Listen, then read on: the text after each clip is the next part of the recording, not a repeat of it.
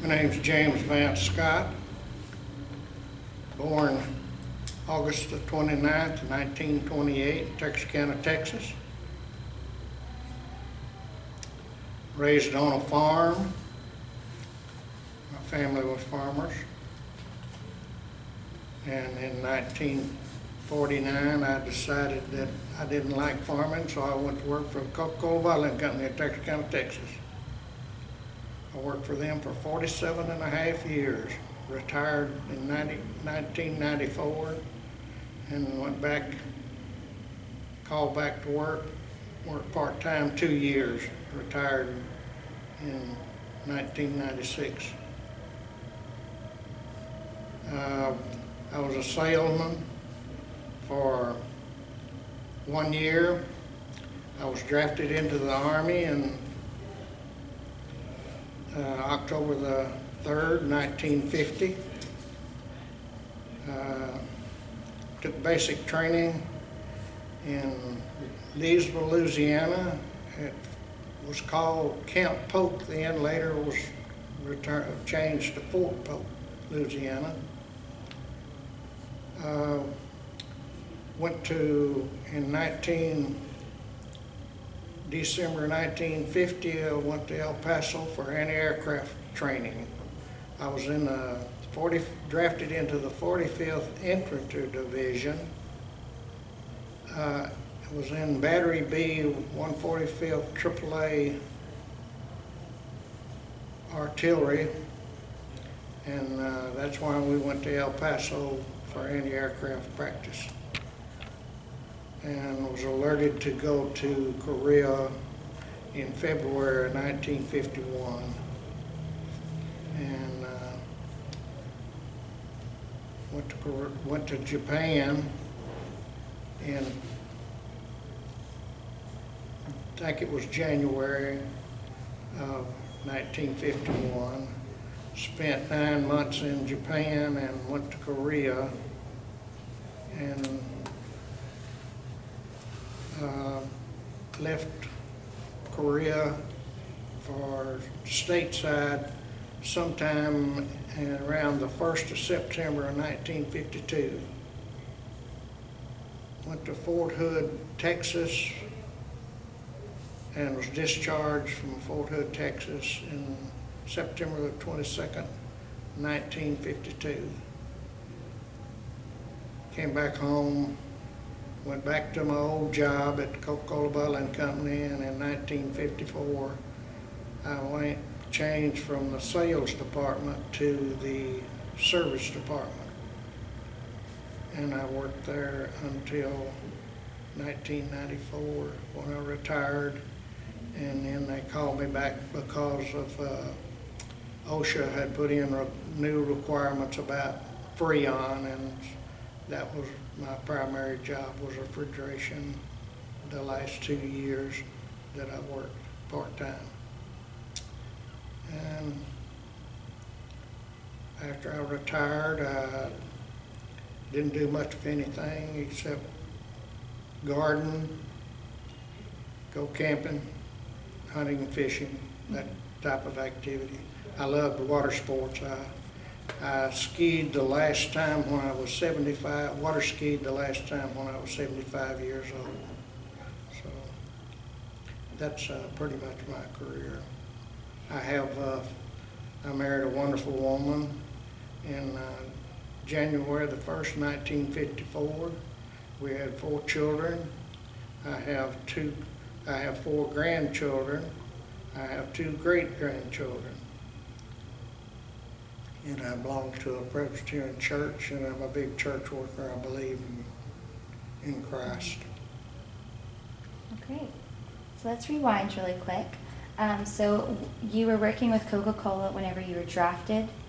Yes, I had worked from September the 15th, 1949 until I was drafted in October the 3rd of 1950, so just a little over a year. Did you know that you were going to be going to Korea? Oh, I figured I would because at that time they needed troops over there desperately. Our men that were over there in June of 1950 were being mutilated by they were being overrun. As history would show how the North and pushed the South Korean Army and the American United people south. Had you heard of Korea before the war and the outbreak? Yes, because I had a friend that was in the Air Force that had been stationed over there a little bit before the war broke out, and he was lucky enough that he had been brought back home. He was in the Air Force, and they had closed the air base and come back. So you kind of had an idea of where Korea was, or I mean, what was going on anyways. So you weren't already in the military or anything, but you were drafted into the Army or Air Force? Well, it's in the Army, yeah, 45th Infantry Division. 45th. And that was an Oklahoma National Guard unit that was mobilized. And I was drafted and put in the 45th Infantry Division as they called them fillers, because it was as you know, National Guard, just small units. And anti-aircraft artillery company consisted of 166 people. So what was your primary job during the war? I was a squad leader. What were you responsible for? Well, I had 10 men. I was over 10 men, which was 2 squads, 5 each. And each squad had an anti-aircraft weapon. Where were you stationed at for the most part while you were in Korea? I don't know anything really about, we were up on the front most of the time.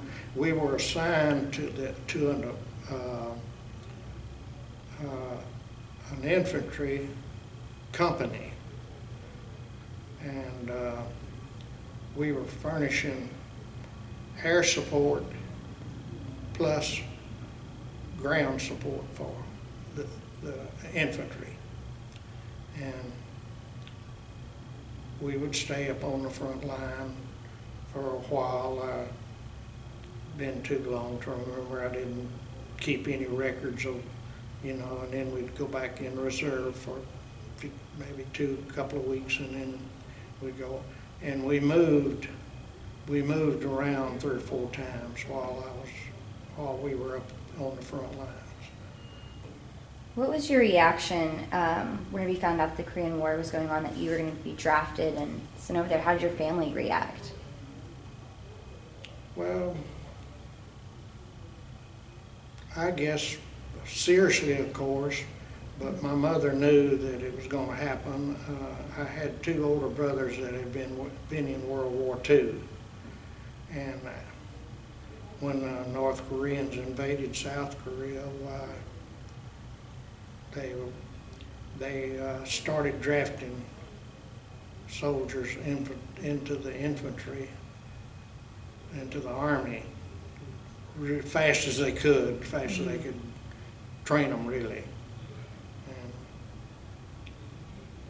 And it's just an accepted fact, I would say. Right. How was the living conditions, like as far as food, sleeping, clothes, while you were over there? Well, while we were in Korea, it was very unpleasant. Most of the time when we were up on the front lines, we built bunkers. Corps of Engineers helped us to a certain extent, and we built bunkers, and we'd sleep in them when we could, but you had to be on guard, With us being anti-aircraft weapons, we didn't move.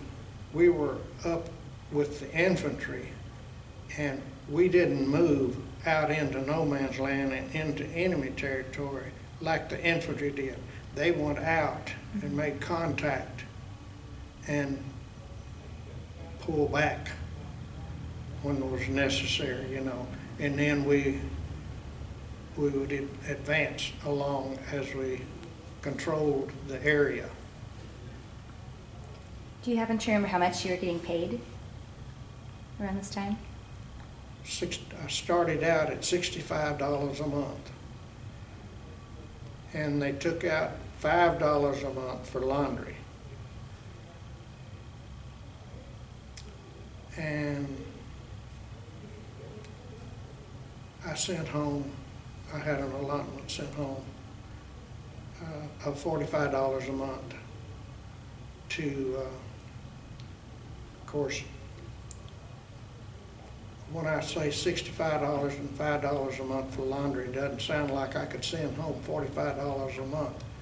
But what happened in this case, there was lots of open rank, and I was promoted. I was put in a squad leader's position from the very beginning almost, and every month there for 3 months I was promoted, and my pay increased each time I was promoted. So the reason why I was sending the allotment home was to pay for a new car that I had just bought when I just barely had bought it before I got my draft notice.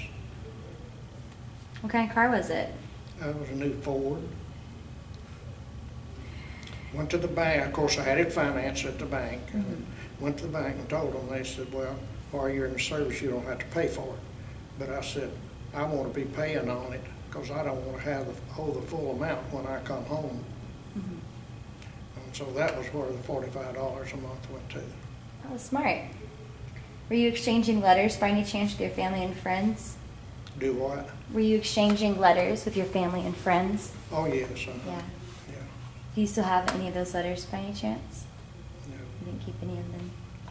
How was your relationship with foreign troops, including the Korean soldiers or other troops you were stationed with? Relationship with my friends in the service? Or even the Korean troops? Yes, I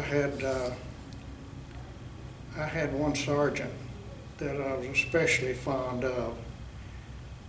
He and I went somewhere together every week, and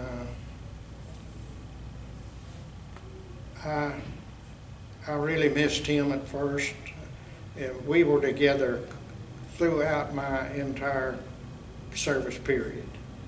He was in our same platoon that I was in, and he was a section leader. We had 4 sections in the battery, and you had a section leader, and then you had a squad leader for each squad, each 10-man group, I should say. And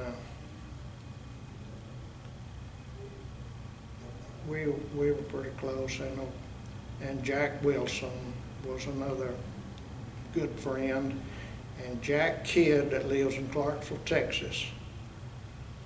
Do you still talk to any of these guys at all? Do what? Do you keep in contact? I did for a long time. I've lost contact with all of those fellows. A lot of them are dead. Yeah. And that's why we're doing this. Yeah. Well, What were some of the most difficult or dangerous or happiest, rewarding memories that you had? dangerous and unhappy memory in Korea. Yeah, just some of the memories that you had, some stories or. Well, I was in at several times we were in danger of being overrun, and we had instructions. We had a big grenade on our aircraft weapon, anti-aircraft weapon, and we had orders to just pull the pin and destroy that part of that weapon so it wouldn't be able to be used again if we were actually overrun. But we we were supposed to be some backup support with our machine guns while the infantry was withdrawing. And that was pretty bad situation, you know, not knowing any minute that you could be in the situation that you had to withdraw or stay and probably be overrun. Right.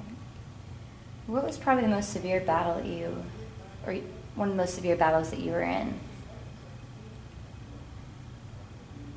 I don't know that there's any specific one, you know. There was one area, maybe this is what you're referring to, one area that was well known was called Old Baldy. It was a big hill, and the enemy was well dug in on it. And there was fighting went on for probably a month or more before we finally got them North Koreans and the Chinese out of them bunkers and in them hills. Air Force would strafe and bomb it every day, and at night they'd pull them guns out of their big artillery guns out of those bunkers and fired us every day.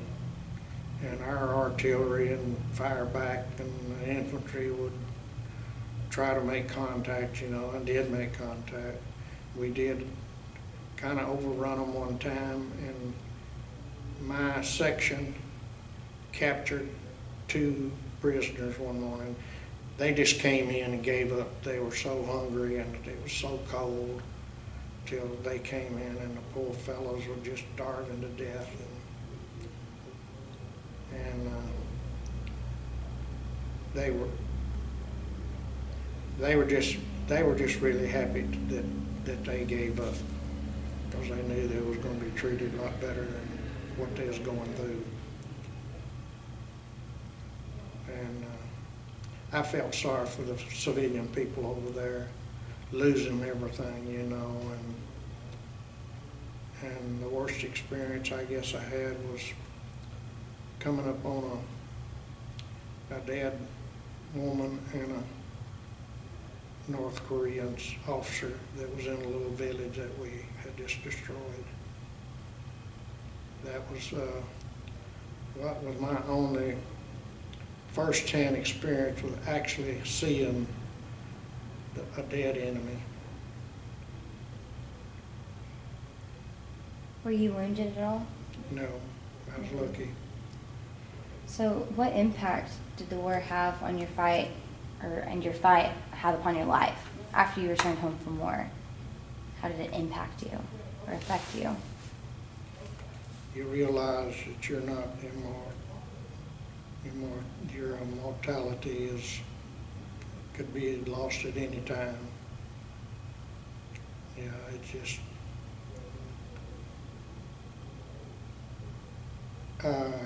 I can't say publicly what I would have done if I'd have been in leadership, but it wouldn't have been done the way we did it. Have you been back to Korea at all? No, I haven't. I would have liked to have gone, but my wife was in bad health for a number of years before she passed away, and I just didn't have any desire to do anything after she passed away. I got interested again in my church, and without it I wouldn't be here.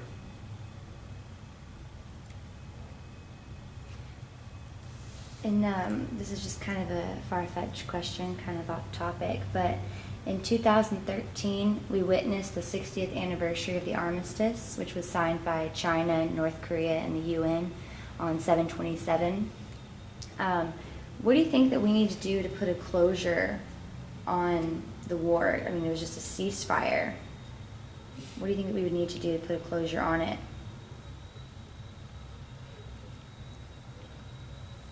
I don't think this late in the date that there's anything you can do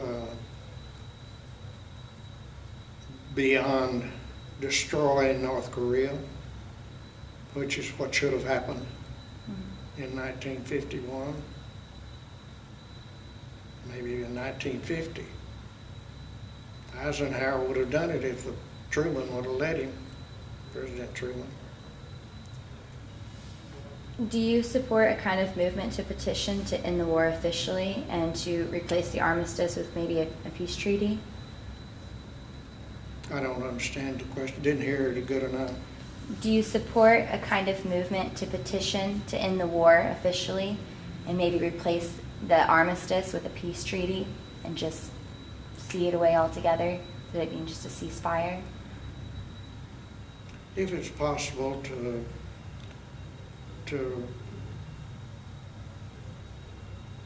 control North Korea. That's our problem over there, is North Korea, and their dictatorship's not going to give up what they have. Right.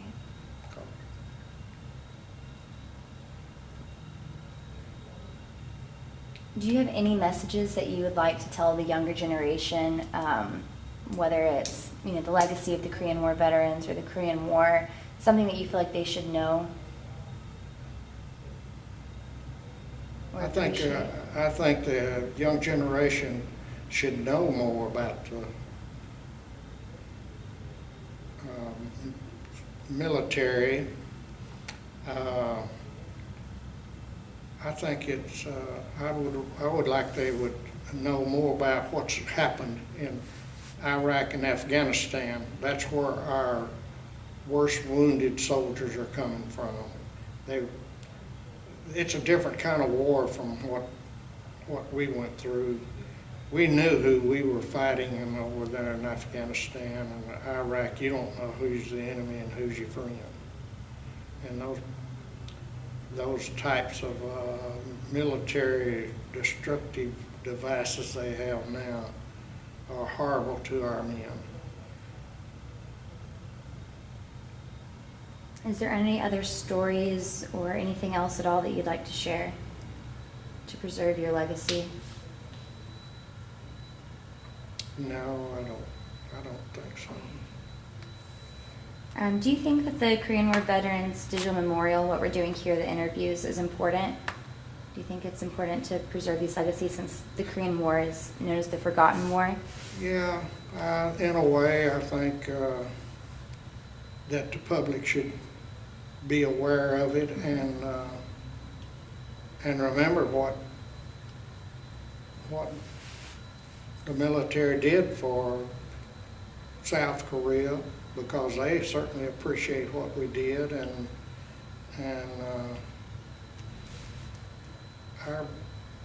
our civilian population needs to honor all servicemen from World War II to present. Why do you think the Korean War is known as the Forgotten War? After you departed from Korea, did you speak of your experience and what you had gone through? Were you allowed to? I kind of think because we didn't consider it a victory, because of the way it had ended. We're still involved over there, and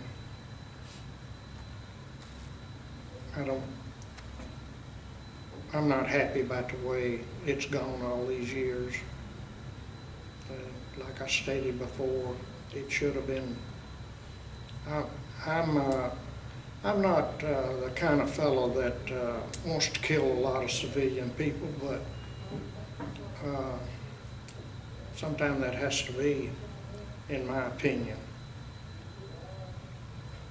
Understand. Is there anything at all else that kind of cover it for you? What did you do after you came back home? You went back to work for CocaCola? Mm-hmm. Yeah, well, worked for them, and I did, I got to do a little for them, for Coca-Cola. I got to do a little traveling and some training, you know, and we, in the service department, we had more than just working on Coke machines. We had a lot of special event stuff, and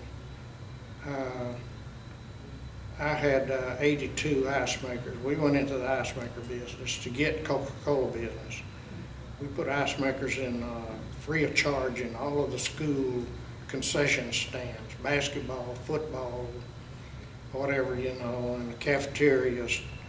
And that got us a lot of Coca-Cola business from the school system. And that was one thing that I was trained on. Was we had 5 different brands of ice makers, and it took some training on them. And I'd go to, I was service manager for a good many years, and I'd go to work 30 minutes of the morning before they did, and I'd do my paperwork and line up the work for my servicemen, and after I got them out on the call, then my secretary that answered the phone, I'd tell her where I was going, and I'd go out then and repair ice makers. And that was the way it went for a good many years, you know. And so, outside of that, and now you're are you involved in a Korean War Veterans Association? You Yeah. attend their monthly meetings? Yeah. How many people do y'all have roundabout within your association, your chapter? You know, I don't know. We're getting smaller.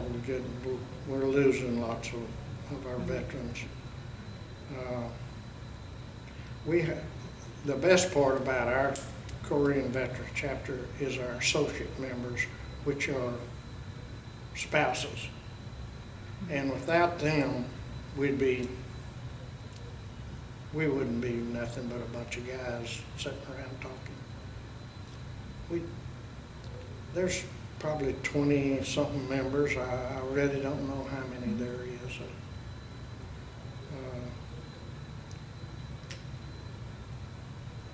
Well, I believe that kind of sums it up on my end. So if there's nothing else that you'd like to share, any other stories or comments? No? No. All right. Well, we can wrap it up right there then.